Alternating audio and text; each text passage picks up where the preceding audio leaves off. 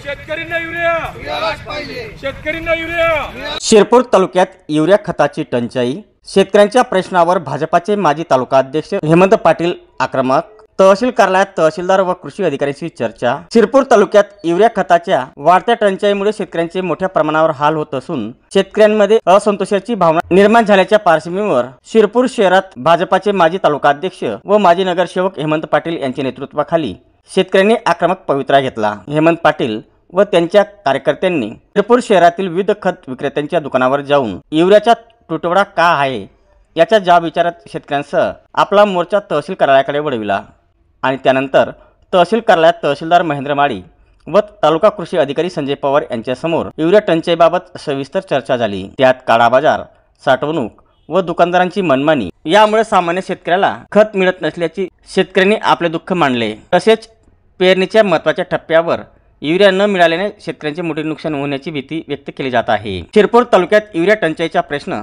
अधिक तीव्र बनला असून प्रशासनाने याबाबत तात्काळ उपाययोजना करावी अशी मागणी केली। त्यावेळी माजी नगरसेवक हेमंत पाटील यांनी शेतकऱ्यांच्या समस्या मांडल्या, तर तालुका कृषी अधिकारी संजय पवार यांनी प्रशासनाच्या वतीने आपली भूमिका मांडली। 15-20 दिवसापासून तालुक्यातील शेतकऱ्यांकडून खूप तक्रारी येत होत्या की आम्हाला खत विक्री दुकानांवर खत मिळत नाही, विशेषतः युरिया मिळत नाही। आणि मग ह्या संदर्भात आम्ही आज अनेक दुकानदारांना देखील भेटलो, त्यांना जाब देखील विचारला आणि आज तहसीलदारांकडे देखील आलो होतो।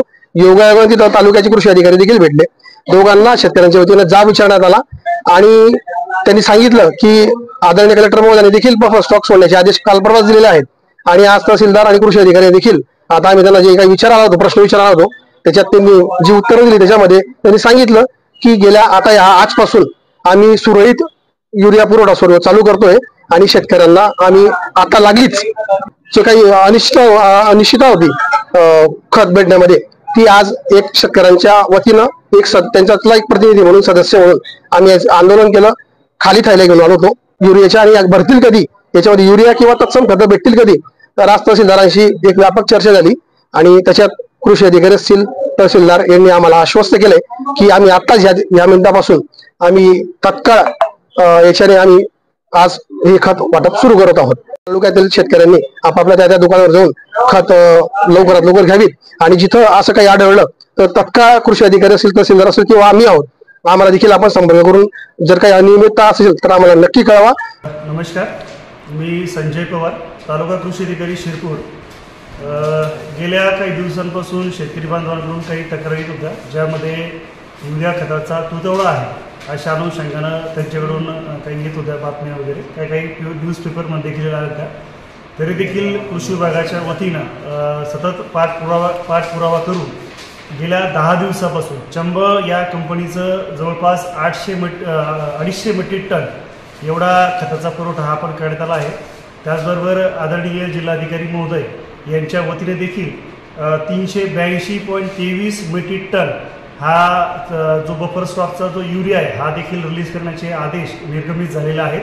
ते शिरपूर तालुक्यातील 11 जे स्टॉक होल्डर आहेत यांच्या माध्यमातून शिरपूर तालुक्यातील अतिशय वाड्या वस्तीवरच्या गावांपर्यंत जी कृषी सेवा केंद्र आहे यापर्यंत देण्याबाबतचा हा आदेश आहे।